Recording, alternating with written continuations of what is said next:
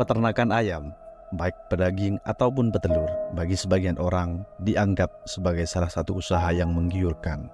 Tak ayal, banyak kemudian yang membangun usaha ini. Dalam perjalanannya, banyak yang dapat bertahan, namun juga tidak sedikit akhirnya harus gulung tikar. Alasannya pun beragam. Ada yang tidak bisa memutar keuangan, usaha dirasa tak menguntungkan, atau alasan bau dan hama yang mengganggu masyarakat. Banyaknya masalah dalam usaha peternakan rupanya tidak membuat Mosleh menghindari usaha tersebut. Ia adalah seorang kepala desa di Alas Kokon yang pada tahun 2018 memilih untuk merintis usaha peternakan ayam pedaging di desanya. Ia membangun usaha tersebut lantaran melihat usaha beberapa kerabatnya di berbagai kota besar mulai berjatuhan, dari usaha mebel, jual beli besi tua, dan jasa bongkar bangunan. Mosleh saat ini memiliki kandang berukuran 110 meter kali 12 meter dengan format 2 lantai.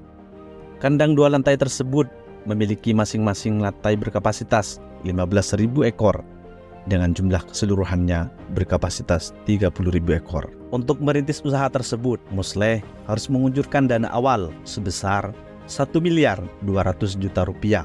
Dana sebesar itu digunakan Mosleh untuk membangun kandang dan membeli seluruh kebutuhan yang ada di dalam peternakannya, seperti instalasi air, instalasi listrik, juga penghangat dan pendingin ruangan. Mosleh juga mengungkapkan, ia memulai peternakannya dengan mandiri selama beberapa periode.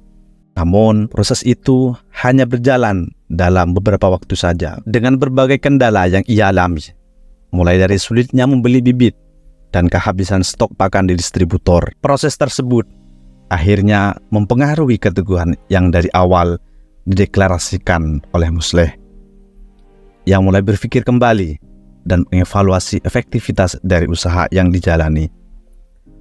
Mosleh bimbang dan harus membuat keputusan yang cepat agar kerugian yang ia alami tak merembet dan membuat usahanya gulung tikar. Pada akhirnya, ia memilih menjalin kemitraan dengan PT Tiomas Adisatwa. Bergabungnya Mosleh ke dalam kemitraan tersebut lantaran tidak ingin lagi kerepotan mencari bibit, pakan, vitamin, dan juga saat hendak menjual ayam-ayamnya tersebut. Ia menganggap dengan menjalin kemitraan, jalan usahanya lebih stabil dan dapat menghasilkan laba yang lebih banyak lagi. Menjadi mitra menurutnya, siklus bisnisnya akan lebih stabil dari hulu hingga hilir. Dalam menjalankan bisnisnya tersebut, Mosleh harus mengeluarkan dana operasional yang tidak bisa dibilang sedikit. Beberapa hal yang harus ia keluarkan untuk dibeli, di antaranya adalah bibit ayam yang harganya mencapai 195 juta rupiah.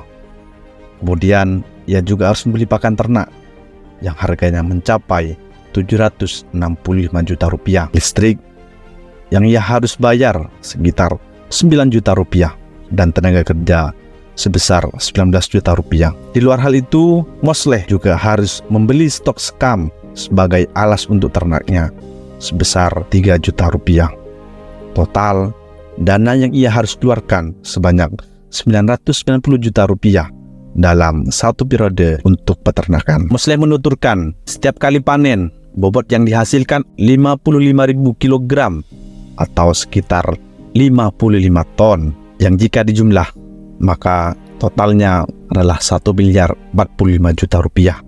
Dari total omset yang dihasilkan dalam peternakan tersebut, Mosleh hanya mendapatkan keuntungan sebesar 5,16%. Kondisi yang terjadi di peternakan tersebut sesuai dengan hasil riset dalam Jurnal Peternakan Indonesia yang menjelaskan entitas dengan pembelian terbesar dalam usaha peternakan ayam adalah pada pembelian pakan.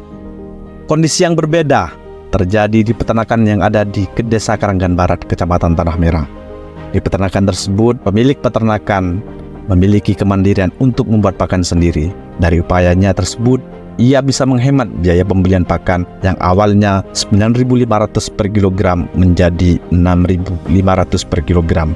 Persentase dari peternakan dengan pakan pabrikan, laba yang dihasilkan mencapai 21,23%, sedangkan pada peternakan dengan pakan racikan sendiri persentase keuntungannya dapat mencapai 46,10%. Peternakan dengan menggunakan pakan hasil racikan sendiri memiliki beberapa keunggulan selain menghemat pengeluaran dan meningkatkan laba. Peternakan dengan sistem peracikan pakan sendiri dapat membuat masa produktif ayam jauh lebih lama. Sisi yang lain, pakan racikan sendiri menghasilkan kotoran yang baunya lebih minim. Dengan minimnya bau, maka memperkecil potensi gangguan lainnya yang dihasilkan. Kotoran yang dihasilkan dapat difungsikan sebagai pupuk organik untuk pertanian. Maka jelas sudah perbedaan yang terdapat pada dua model peternakan tersebut, baik dari segi ekonomi juga dampaknya terhadap lingkungan.